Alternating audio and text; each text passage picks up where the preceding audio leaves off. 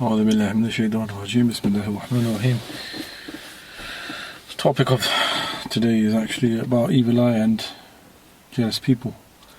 So this is a very difficult topic because there's a lot to say about my experience, but I suppose it's not about my experience, it's more about the general sort of understanding when it comes to what is evil eye and what is jealousy, and how it affects people and what to watch out for, things like that.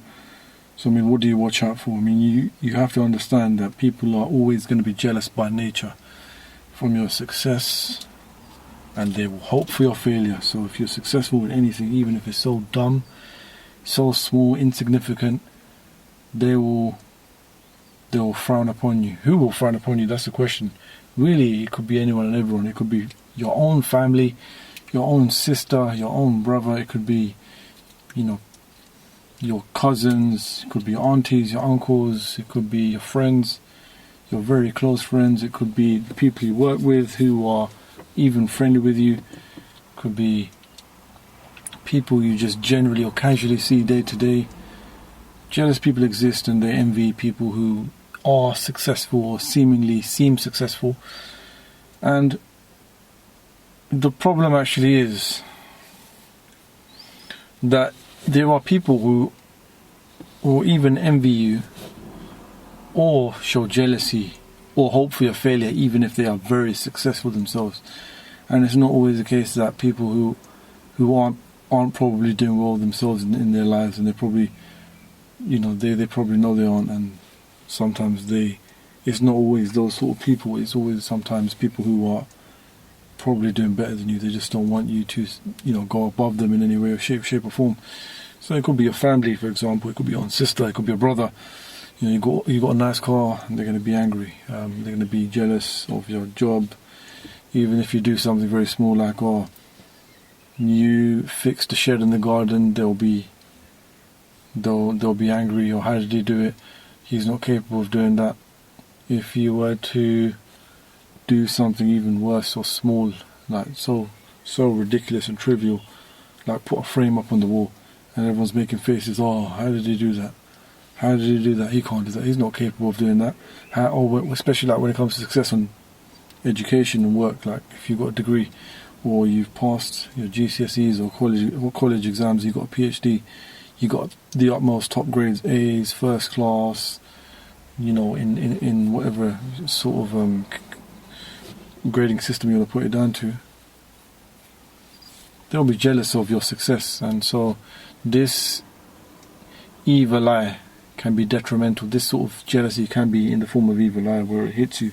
And so the scholars do agree that if people are jealous, they can hit you with the evil eye. And so obviously you can protect yourself with adhkar regularly, so it's better to protect yourself than it is to actually, it's better to prevent than to then try to cure the problem of evil eye. And so I'm sure you can see the list of evil eye symptoms that I think are shared across many platforms, Facebook, YouTube, they're shared across on blogs. And so I think some of the symptoms are quite common, like yawning is number one, sleepless nights, itching, OCD, and the burping. There's many types of evil eye symptoms that come up. But for example, like you've got people in your own family, aunties, uncles, sister, your own brother, you'd be surprised they can be very, very jealous of you.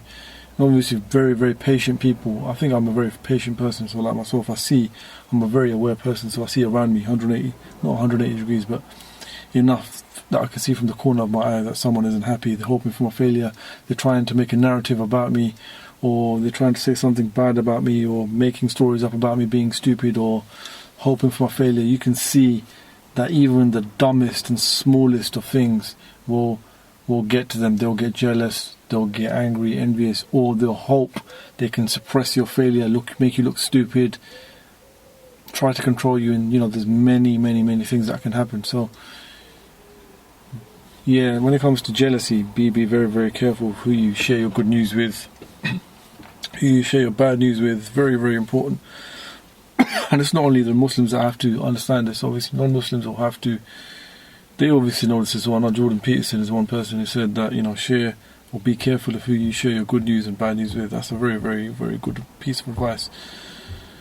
So obviously, like for example, when I got my degree, I got a first class. I see a lot of family members have made their faces. I didn't go around announcing that I passed. I just told one person when he asked about my degree, and then he went around telling everyone. So people came up to me and they're making faces from the sides in a very horrible manner, especially my sister and cousins and things like that. So it's not only that; it's just a lot of other things that they'll get jealous about. If you have a nice car, and you might not be doing it for show, you're doing it for yourself. But yeah, these things are very important. Don't be fake, but just be careful of how you approach your successes and your failures. You have to be very, very mature and wise, and you have to be very careful of your parents going around and telling other people about your business. There are very, very bad families out there, Pakistani families, Asian families, Indian families, probably generally across the Muslim world, or humans in general, I think, where they show a lot of jealousy, hatred, envy. They hope for your failure, they don't want you to succeed, they'll put you down in any way, shape or form. And I'll go through that in another video, but yeah, I'd say just be careful, because it has caused me a lot of problems, and it is causing me a lot of problems when it comes to jealousy and jealous people. And you're asking me what are they jealous of, and I don't even want to go down that road. Successes, that's what I'm going to say. Anything successful that might tip the scale of what they accept or what they want to accept from you. So they don't want you to succeed in any relationships, in any conversations that might come up, in your education, your work, your money. They don't want to see you buy a house. They don't want to see you improve in your salary, your career. They don't want to see you go on holidays. They don't want to see you do anything that looks remotely successful. It kills them inside. And someone patient, and someone who's suppressed their jealousy, suppressed their envy, and we've all got some in our hearts, but we have to suppress it. And people who have that don't have that problem, but I definitely don't have that problem. I mean, if it is, I've suppressed it. It's probably there somewhere, but I'm not that sort of person. Now, the world, the material isn't really the thing for me, but what gets to me more than anything is when people are actually against you. That's what gets to me more. Why would they go out their way to make up narratives about you, stories about you, hate on you? Why would they do that? That doesn't make no sense to me. I mean, it's very, very terrible stuff, especially when it's coming from your own family and it doesn't affect you. And then eventually you end up bursting, and then you end up breaking relations which you're not supposed to do in Islam. You're supposed to keep the kinship up. Ties have to be kept up. You're supposed to maintain good kinship because obviously because Allah has commanded us to keep good kinship, and so we were supposed to. And so obviously I've read that it will increase your wealth or give you a long life, something along those lines. But yeah, so yeah, that's it. Just wanted to get that off my chest. I think it's something that I've had suffered from for quite a long time, and I've never really spoken about it. I've never confronted my sister or my brother or whoever it could be. For example, I'm not going to give you a pinpoint as to who or what, but I haven't confronted the people because I've kept patient, and it's best to keep patient because obviously then patience is advised by the Prophet Muhammad sallallahu alaihi wasallam. And if people do talk bad about you in front of you, it's like they are. I think that one of the hadiths says that it's as if they're putting coal into their mouths or their own fire or something like that. But yeah, it's another topic to discuss in terms of severity of relationships or just jealousy and envy coming from families, within families, and how it can affect your life, how it affects your work and things like that. Your confidence as well, it can detriment your confidence.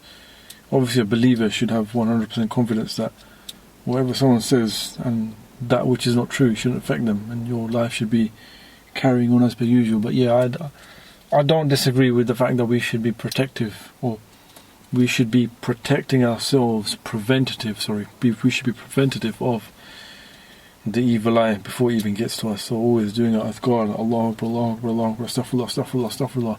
Allahumma tassalam, kassalam, tabarakati ala al-jalal wa dhikram. Allahumma a'ani la dhikrika wa shukrika wa husna ibadatika.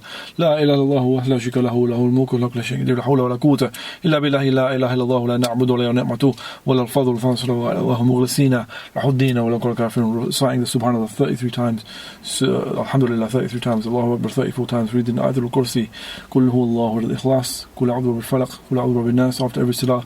And obviously after Fajr and Maghrib you increase and you do more. But yeah, keeping up with adhkar, remembrance of Allah, doing dhikr, and of course your life is supposed to be in worship. And so protection is probably better. Or it's better to get prevention than it is to go for the cure. But obviously there are people who have probably suffered from severe evil eye, and I think I'm probably in that category. I believe that.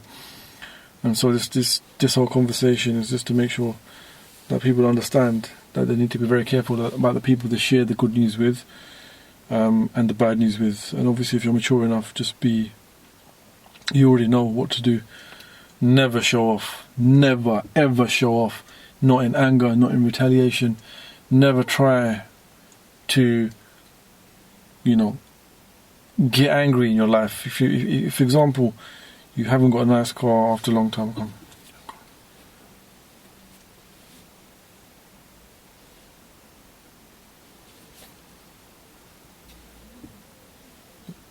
Yeah, okay, inshallah, I'll carry on this topic in a couple of videos. Inshallah, assalamu alaikum.